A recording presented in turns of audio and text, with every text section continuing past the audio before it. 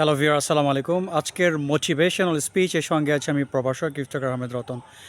একজন ইংরেজ মনীষী বলেছেন, সুখী হওয়ার জন্য সামান্য কিছু দরকার, কিন্তু এটা আপনার মধ্যেই আছে।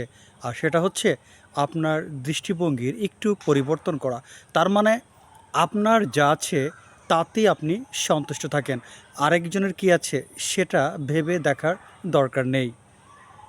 বর্তমানে আপনার যেটা আছে সেটি অতীতে কোনো সময় আপনার সেটা ছিল না, বা বলা যায় বর্তমানে আপনার যেটা আছে সেটা অতীতকালে আপনার জন্য একটা হয়তো স্বপ্ন ছিল, অথবা আরও সহজে বলা যেতে পারে বর্তমানে আপনার যেটা আছে সেটা হতে পারে অন্য কারো একজনের জন্য স্বপ্ন।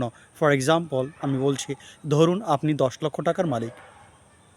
অতীতে আপনি 10 লক্ষ টাকার মালিক ছিলেন না, অর্থাৎ বর্তমানে আপনি যে 10 লক্ষ টাকার মালিক সেটা অতীতে আপনার জন্য একটা স্বপ্ন ছিল।